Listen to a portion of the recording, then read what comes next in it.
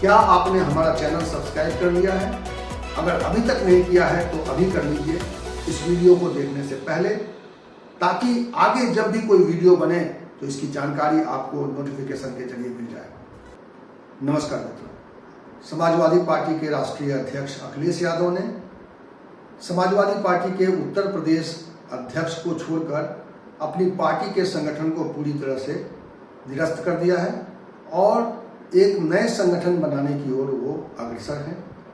सारी नजरें इस बात पर टिकी हैं कि क्या अखिलेश यादव 2024 की चुनौतियों को देखते हुए अपने पार्टी का कुछ ऐसा स्ट्रक्चर खड़ा कर पाएंगे जो भारतीय जनता पार्टी से मुकाबला करने के लिए तैयार होगी। और जब हम बात करते हैं अखिलेश यादव समाजवादी पार्टी के संगठन की, तो हर आदमी तुलना करने लगता है कि मुलायम सिंह की पार्टी, मुलायम सिंह ने जो समाजवादी पार्टी बनाई थी और उसका जो संगठनिक ढांचा था, उसका जो असर था जमीन पर, क्या अखिलेश यादव उस असर को वापस पा सकेंगे?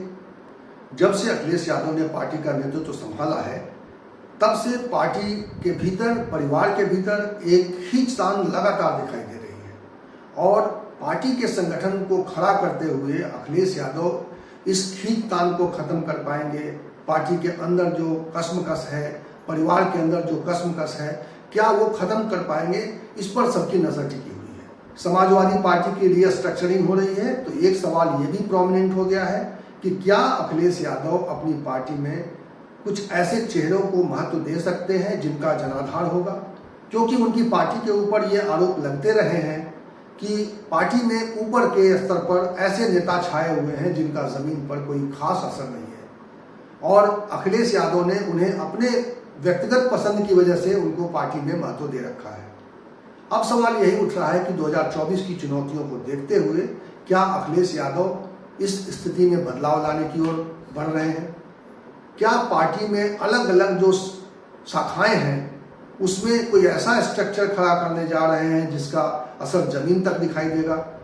क्योंकि असल मुकाबला भारतीय जनता पार्टी से है उनका, और ऐसे में ये सवाल महत्वपूर्ण है कि समाजवादी पार्टी क्या इन चुनौतियों को समझते हुए अपने पार्टी में फेरबदल करने जा रही है या सिर्फ बदलाव के लिए बदलाव करने जा रही है? क्या अखिलेश यादव की पार्टी समाजवादी पार्टी के ऊपर जो मुस्लिम यादव का जो टैग लगा हुआ है, उस टैग से वो उबरने जा रहे हैं? क्योंकि 2022 के विधानसभा चुनाव में पार्टी की जिस तरह से उन्होंने एक्सपैंड किया था, पार्टी में कुछ नए चेहरों को शामिल किया था, तो इसके बाद माना यह जा रहा था कि अखिलेश यादव अपने उस टैग को उतारने जा रहे हैं। यानी अब समाजवादी पार्टी सिर्फ यादवों की पार्टी नहीं रहेगी, अब समाजवादी पार्टी सिर्फ मुसलमानों की पार्टी नहीं रहेगी, समाजवादी पार्टी में पिछड़े दल के और अलग अलग समुदायों को इसमें महत्व मिल सकता है, ऐसी एक धारणा बनी थी। क्या उस धारणा को मजबूत करने के लिए अखिलेश यादव अपने संगठन में कुछ ऐसे चेहरों को आगे बढ़ाने की कोशिश करेंगे जो अलग अलग समाज को नेतृत्व करते हैं, अलग अलग समाज का प्रतिनिधित्व करते हैं?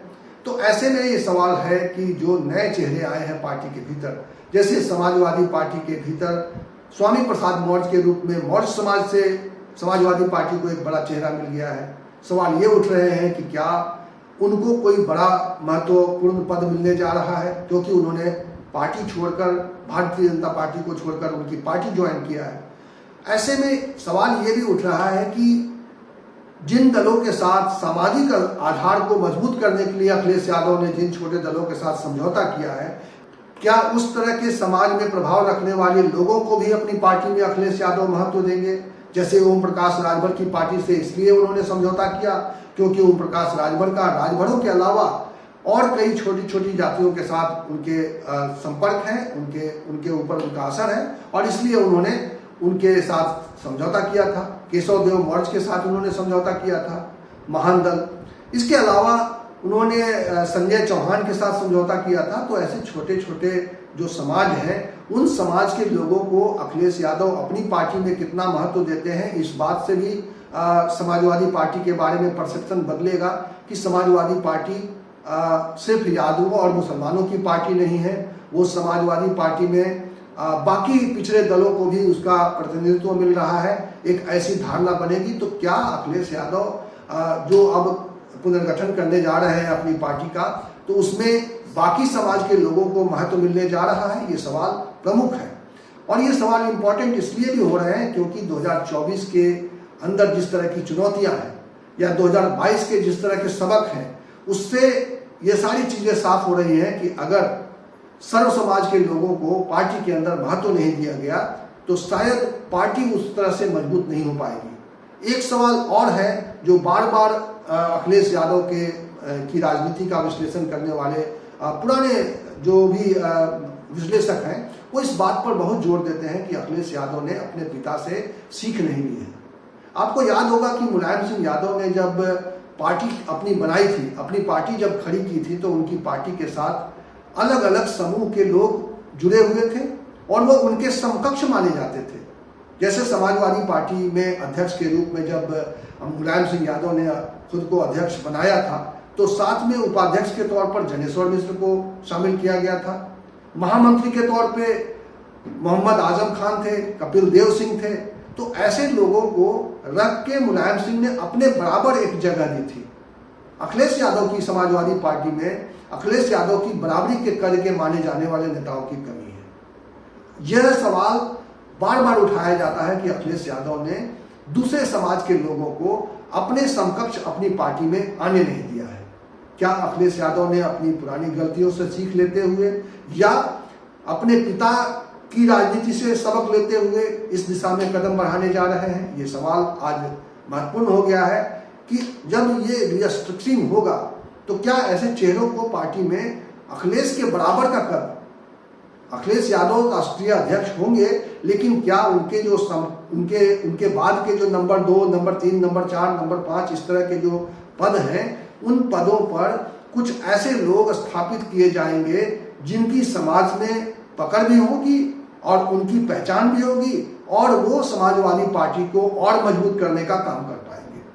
तो ये सवाल ज़्यादा इंपॉर्टेंट हो गया है कि पार्टी की रिस्ट्रक्चरिंग जब होगी तो क्या ऐसे लोगों को महत्व मिलेगा, और अगर ऐसे लोगों को महत्व मिलेगा, ऐसे लोगों के साथ पार्टी का एक नया चेहरा सामने आएगा, तो निश्चित रूप से 2024 में समाजवादी पार्टी भारतीय जनता पार्टी से मुकाबला करने के लिए तैयार होगी। ये सही है कि 2017 के चुनावों में अपनी हार के बाद अखिलेश यादव ने अपनी पार्टी को रीस्ट्रक्चर करने की कोशिश की। अपनी पार्टी में ऐसे बहुत सारे लोगों को शामिल किया जिनका जमीन पर आधार है। जो पुराने नेता जो बसपा से जुड़े हुए थे उन लोगों को अपने साथ शामिल किया, वो अपनी पार्टी में शामिल किया। अलग अलग स्थानों पे जिनके प्रभाव थे, ऐसे छोटे दलों को अपने साथ जोड़ने की कोशिश की। लेकिन अब एक ऐसा समय आ गया है जब न केवल सहयोगी दलों के साथ बेहतर तालमेल की जरूरत है, बल्कि पार्टी के अंदर भी ऐसे लोगों को महत्व देने की जरूरत है जिनका जमीन पर असर है। क्या अखिलेश यादव अपनी मूल पार्टी में यानी समाजवादी पार्टी में ऐसे लोगों को तरजीह देंगे? इसके अलावा सवाल ये भी उठ रहे हैं कि जो अलग अलग शाखाएं हैं पार्टी की, छात्र शाखा है, युवाओं की जो शाखा है, महिला विंग है, इस तरह की शाखाओं में भी क्या इस तरह की रिस्ट्रक्चरिंग होने जा रही है और ऐसे जमीनी स्तर पर असरदार नेताओं को इसमें महत्व दिया जा रहा है? अगर अखिलेश यादव इस तरह का एक रिस्ट्रक्चरिंग प्लान कर रहे हैं तो निश्चित रूप से उनको जमीन पर अपनी पार्टी का असर दिखाई देगा। सवाल ये भी उठ रहे हैं कि क्या अखिलेश यादव भारतीय जनता पार्टी से मुकाबला करने के लिए बहुत तेजी से अपने इस काम को अंजाम देंगे, क्योंकि भारतीय जनता पार्टी ने एक तरीके से देखा जाए तो 2024 के चुनावों का प्रचार प्रसार या 2024 के चुनावों के हिसाब से अपनी रणनीति बनाना शुरू कर दिया है, रणनीति पर काम करना शुरू कर दिया है। और ऐसे में अखिलेश यादव अपने संगठन को एक बार फिर से रीस्ट्रक्चर करके अपनी चुनावी रणनीति को जमीन पर उतारने की दिशा में तेजी से काम करने जा रहे हैं।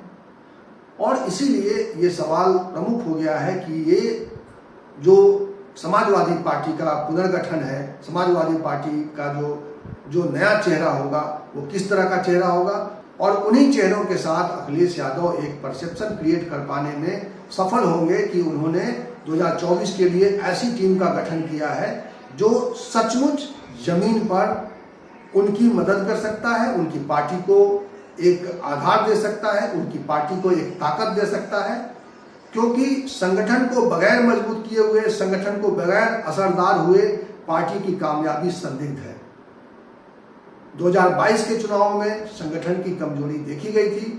अगर उस समय इनका संगठन और मजबूत होता, उनके साथ कुछ और चेहरे मजबूती के साथ जुड़े होते, तो 2022 का चुनाव बेहद कामयाबी के साथ आगे बढ़ सकता था। हालांकि उस वक्त एक माहौल था और उस माहौल में जो मुद्दे अखिलेश यादव ने उठाए थे, जो सरकार के खिलाफ में जो बातें जा रही थी, उन बातों को जनता के बीच में लेकर गए थे। लेकिन अब जबकि 2024 के चुनाव सामने हैं, अखिलेश यादव के सामने एक बड़ी चुनौती है और उस चुनौती को देखते हुए अपनी पार्टी में किस तरह का बदलाव लाते हैं, किस तरह का बदलाव करने जा रहे हैं, इस पर हमारी और आपकी सबकी नज़र लगी हुई है। आपकी नज़र में क्या समाजवादी पार्टी ऐसा करिश्मा कर पाएगी? आपकी नज़र में क्या समाजवादी पार्टी के राष्ट्रीय अध्यक्ष ऐसा फैसला कर पाएंगे जिससे जमीन पर उनकी ताकत मजबूत होगी, जिससे उनके संगठन को ताकत मिलेगी, जिससे उनकी 2024 में भारतीय जनता पार्टी के खिलाफ उनकी लड़ाई मजबूत होगी? और क्या अखिलेश यादव दलित समुदाय के साथ जो नाता जोड़ने की कोशिश की थी 2022 में, उसको देखते हुए क्या किसी बड़े दलित चेहरे को भी अपनी पार्टी में कोई महत्वपूर्ण पद देंगे? ये ऐसे सवाल हैं जिन सवालों पर सबकी नज़र लगी हुई है। समाजवादी पार्टी में हो रहे बदलाव पर हमारी नज़र लगी हुई है। हम इसी तरह के अपडेट के साथ आपके सामने हाजिर होंगे। इस वीडियो में इतना ही। इसी तरह की चर्चा के साथ, इसी तरह के विमर्श के साथ, इन्हीं तरह की खबरों के साथ मैं आपके सामने फिर आऊँगा अगले वीडियो में। तब तक के लिए नमस्कार।